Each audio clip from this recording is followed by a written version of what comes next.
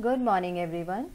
This is social science class and we have started chapter number 5 of civics. Women change the world. Lecture number 1 of this chapter we have already covered with some topics like stereotype in society regarding the job opportunities for women, in which we studied that the people in society, they think that only few jobs are there, those are meant for women. Then we have taken example of Lakshmi Lakra. That was the example of breaking stereotype, because she became engine driver there in Northern Railway, and according to the people in society, it was there that women, they are not able to do the technical jobs.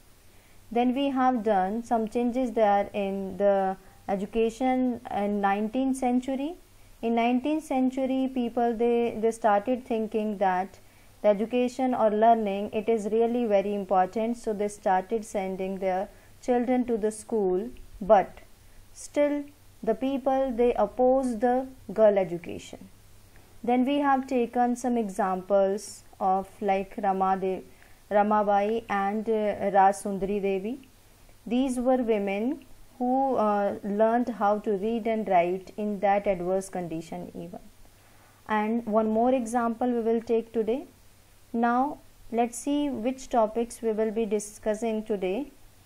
Ruqayya Sekhawat Hussain, the third example of one of the female, that she proved that in that adverse condition also she was able to learn English language. Then schooling and education today, at present now in society, how much it is important for the children for going to school and for getting education. Women movement, then for their different rights, women they time to time they are doing different movements, so about that we will be learning. Let's start with the topics. Ruqayya Sekhawat Hussain. Ruqayya Sekhawat Hussain, she belonged to a very rich family and she knew how to read and write Urdu. Urdu language she knew very well, but she wanted to learn Bangla and English also. She wanted to learn Bangla and English to improve the skill, but she was denied to learn English language. The reason behind it, because during that period of time English was seen as a language which would expose girls to incorrect ideas. Means people were thinking that the education of English, if the girl is doing, that means it would expose the incorrect ideas in girls. So she was not allowed to learn that, but she learnt Bangla and English with the help of her elder brother and sister. She did not stop there at the moment when she was denied. She learnt that from her elder brother and sister. She wrote a story titled Sultana's Dream in 1905 to practice her English skill. When she learnt English, so to practice English skill, she wrote a story named Sultana's Dream in 1905, in which basically she dreamed that women, they were flying aeroplanes or driving cars. So it was dreamed there in the story. She dreamed for women education, and in 1910 she started a school for girls in Kolkata.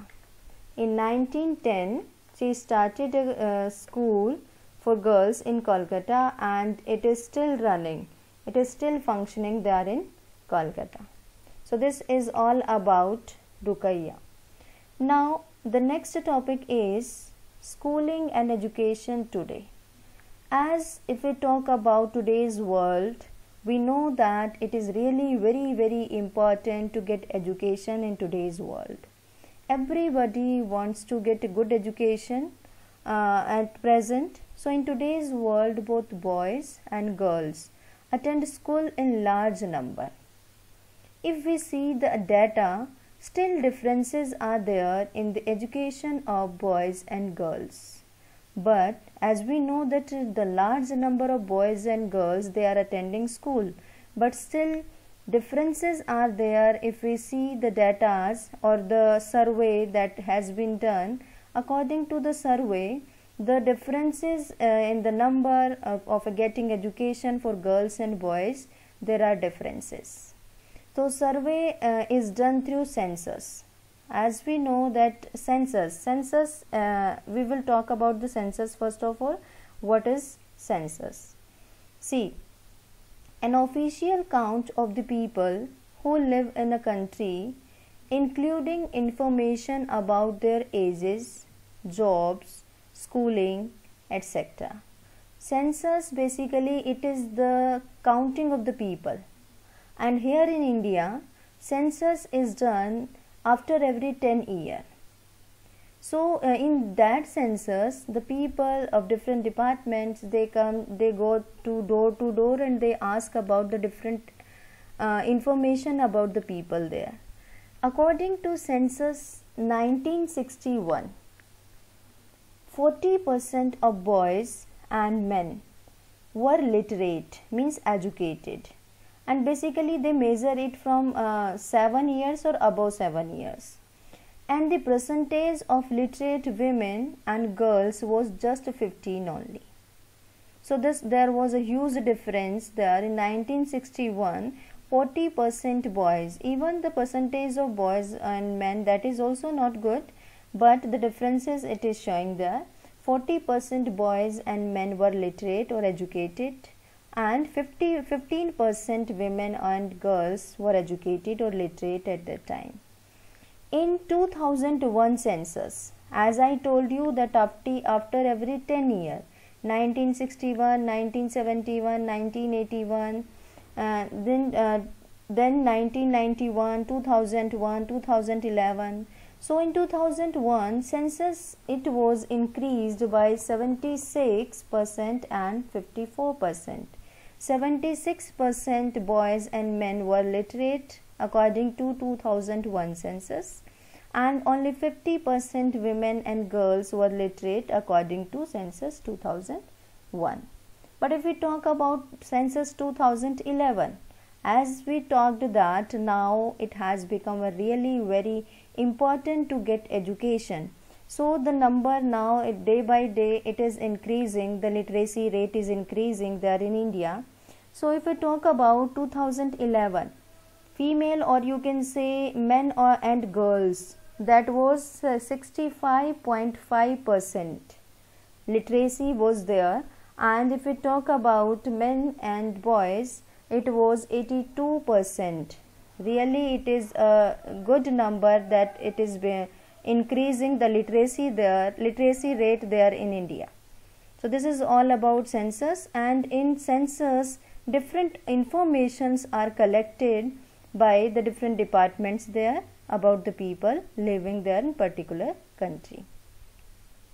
It was noticed that girls from some special groups like scheduled caste and scheduled tribe leaving the school at early age.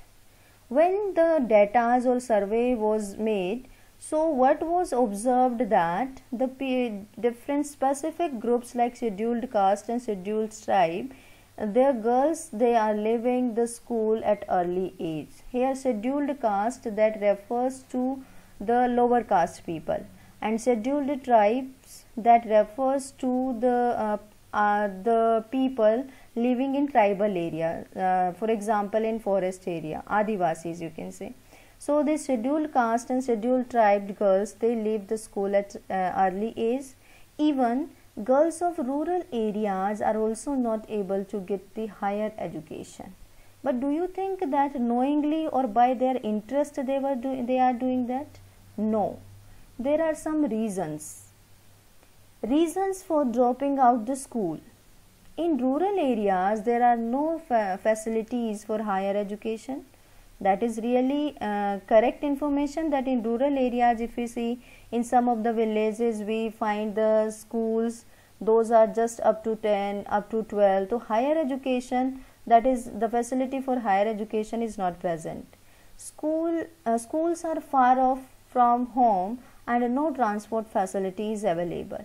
That is also one of the reason, because parents, they really want the safety of their girl child. That's why they do not send them there to the far places. Parents also do not send girls to school. That is also one of the situation. Sometimes parents, they do not send their girl child to the schools because they have the mentality that girls, they are not meant for the higher education. Poor families are not able to send all children to school. In that case, they prefer boys to send to the school. The people, those are really very poor, they do not have that much money to spend on all the children. What they do, they do that they prefer the boys to send to the school, so that the boys, they will get the good education and earn money in the future for parents. Now, these are the reasons for dropping out the school. Women's movement. Women have individual and collectively struggled to bring change in society and change in different criteria for women. This is called women's movement. Different strategies have been used to spread awareness, fight discrimination, and seek justice.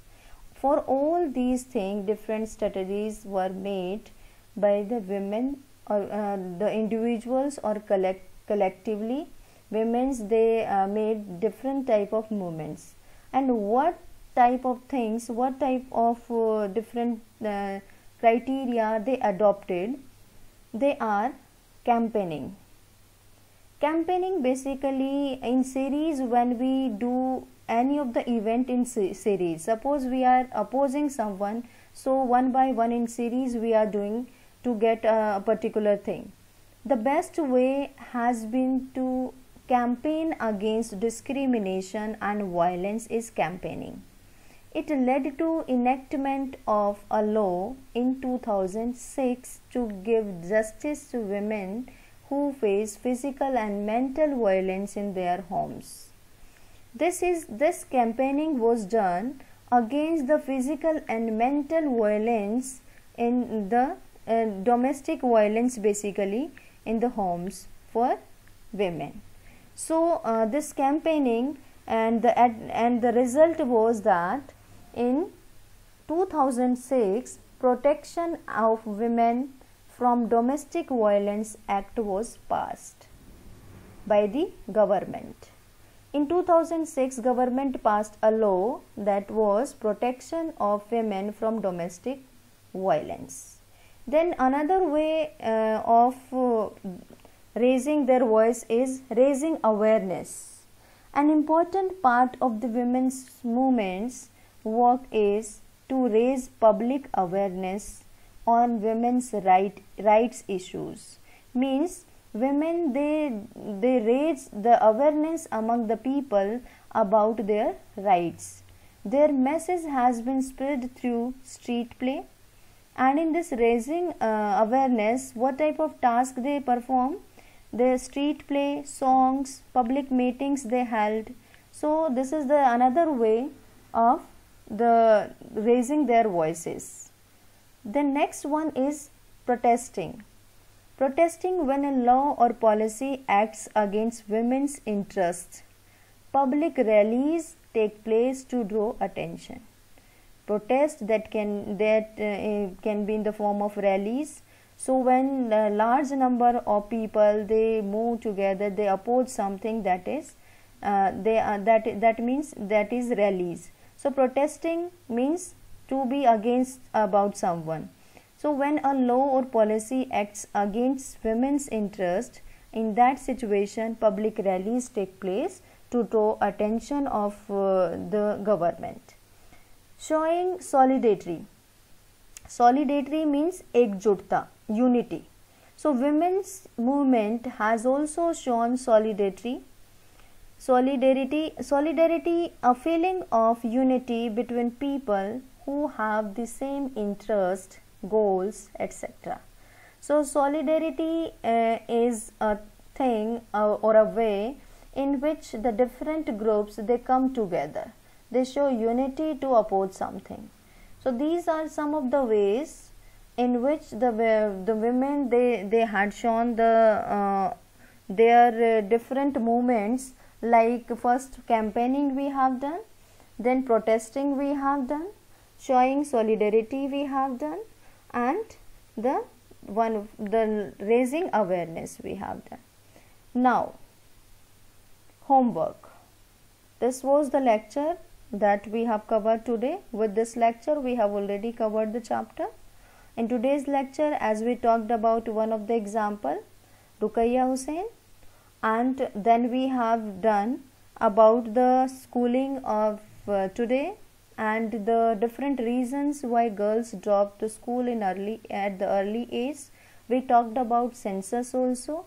Then we also talked about the different women movements. That was all about today's lecture. Now it's turn for homework. Do the following questions. List one reason why learning the alphabet was so important for women like Rajsundari. Here S is missing. Rajsundari Devi, Ramabai and Ruqayya. Second, poor girls drop out the school because they are not interested in getting an education. And reread the last paragraph on page number 62 and explain why this statement is not true. In what ways have women protested or led their movements? So different ways that we now talked about: campaigning, raising awareness, protesting, solidarity. All these you will explain here. Then write a short note on achievements of Ruqayya Sekhawat Hussain. The achievements, the book written, whatever the knowledge she was having Urdu in, she was able to learn and write there in Urdu. Then she learnt English and Bangla also. So all the achievements of Ruqayya Sekhawat Hussain you will write here. That's it for the homework. Now the homework solution of lecture 1. How do you think stereotype about what women can or cannot do affect women's right to equality? The stereotype affects women's right to equality as women are called inferior to men, because the people they have stereotype in their mind that men are superior. Many girls are not given the same support that the boys get for technical education. Girls are made to finish school and get married. So these are some of the effects that women have on their right to equality. These type of stereotype images should be removed from the society to bring the equality there. Define the word stereotype. When we believe that people belonging to particular group based on religion, wealth, language are bound to have certain fixed characteristics. When a person thinks that the particular religion, the people of particular religion, they have the particular ideas, they have the particular mindset, then at that situation we are having the stereotype, we are creating the stereotype, because every type of people can be there in every religion. So characteristics or can only do a certain type of work, as we have done in this chapter, that people had the stereotype. They thought that women, they are not meant for technical job. So here we are creating stereotype. So this is the definition of stereotype. Then write a short note on Rajsundari Devi. She was born in West Bengal. She wrote her autobiography in Bangla named Amar Jeevan at the age of 60. She started reading Chaitanya Bhagavad. She used to read her son's alphabet and practice them with the books she read. She learned reading and writing at a time when women were in bad condition. During that period of time, she learned how to read and write. What do you mean by discrimination? When we do not treat people equally, we are indulging in discrimination. Discrimination usually takes place when we treat someone differently or make a distinction. When we are treating a person or a particular group differently from others, we are doing discrimination. So this is the meaning of discrimination. So with this solution, the chapter is finished. I hope that you have understood. So please side by side read the books also. The chapters you must read from the book. Thank you and have a nice day.